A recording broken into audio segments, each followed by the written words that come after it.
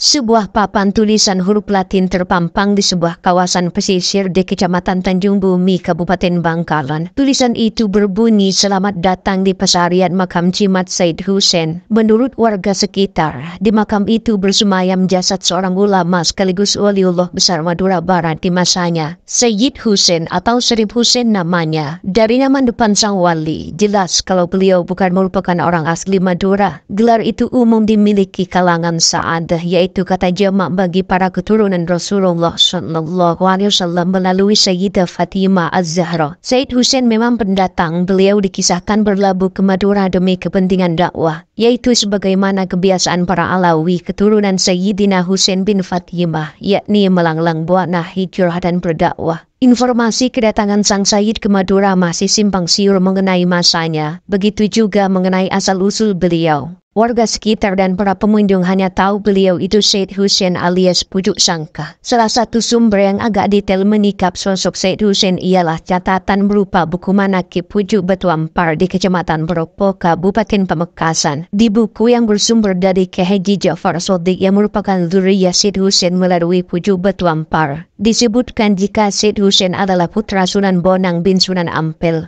Dalam banyak literatur yang sifatnya masyhur, Sunan Ampel memang berasal dari kalangan Sa'adah. Meski begitu, info mengenai Said Hussein putra Sunan Bonang masih perlu dikaji lagi dengan banyak alasan. Ada keterangan bahwa Sunan Bonang tidak memiliki keturunan. Di keterangan lain, Sunan Bonang membujang atau tidak beristri. Meski kemudian juga ada keterangan bahwa Sunan Bonang di usianya yang sudah agak lanjut beristri. Di samping itu, memang ada catatan di Jawa bahwa Sunan Bonang memiliki seorang putri saja, yaitu Dewi Ruhil. Dewi Ruhil ini ibunya Sunan Kudus.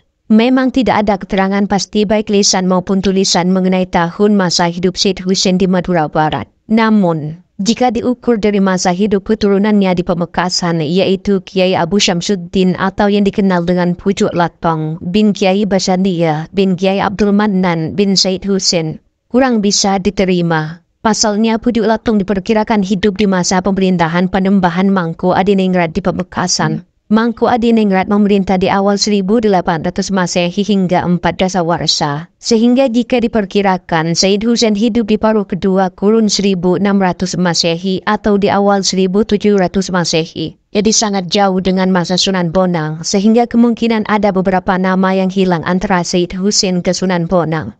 Tak hanya asal-usul seperti yang telah disebut di awal, masa kedatangan Said Hussein ke Madura juga belum valid. Cerita rakyat yang berkembang, beliau hidup di masa salah satu Raja Bangkalan. Jika mengacu pada nama Bangkalan, jelas nama itu baru populer pasca peristiwa KLSAP di tahun 1750 Masehi. Namun bisa saja sebutan Bangkalan itu dipakai oleh para periwayat kisah Sayyid Hussein di masa setelah itu. Karena di masa sebelum 1750-an, daerah Bangkalan sekarang dikenal dengan Madura Barat.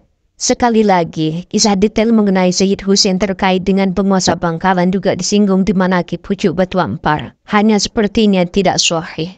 Pasalnya, buku manakib menyebut Sayyid Hussein dianggap ancaman oleh Prabu Pragalba, sehingga diperintahkan untuk dibunuh. Manakib itu juga menyebut salah satu akar penyebab upaya pembunuhan itu ialah fitnah istri Pragalba yang bernama Ratu Ibu Air Mata Arosbaya. Ini jelas tidak sesuai sejarah. Ratu Ibu Air Mata istri Cakraningrat I, sedangkan Cakraningrat I adalah titik Pragalba. Dengan demikian, info mengenai siapa Raja Madura Barat di masa Said Hussein tidak bisa dipastikan. Kisah mengenai Said Hussein berlanjut pada peristiwa pembunuhan terhadap sang wali. Konon, Said Hussein tidak bisa terbunuh oleh senjata tajam, meski akhirnya sang Sayyid wafat di tangan pasukan Bangkalan. Menurut kisah keluarga Batu Ampar, Said Hussein memang sengaja memberitahukan titik kelemahannya, yaitu dengan menghimpit kemaluan beliau. Jenazah Sayyid Hussein lantas dibuang ke tengah laut di utara Pulau Madura. Konon, tujuannya agar Syarif Hussein serta pengaruhnya lenyap dari Pulau Madura, dan pengikutnya tidak lagi mengingat beliau dan mengenang jasa-jasanya. Akan tetapi, dengan rahmat dan inayah dari Allah Subhanahu wa Ta'ala, tiba-tiba datang segumpal tanah menyelimuti dan mengapungkan jenazah Sayyid Hussein serta membawanya kembali ke pesisir desa Banu Sangka, Kecamatan Tanjung Bumi, Bangkalan. Dan secara ajaib, Sayyid Hussein termakamkan sendiri di pesisir Banu Sangka. Sejak saat itu, Said Hussein mendapatkan sebutan lengkap Syarif Hussein Banyusangka. Setelah Said Hussein wafat, dua putranya yang salah satunya bernama Yai Abdul Manan hijrah ke timur hingga Batu Ampar Propo Pemekasan. Beliau kemudian menjadi cikal bakal keluarga Yai Batu Ampar Barat. Wallahu a'lam.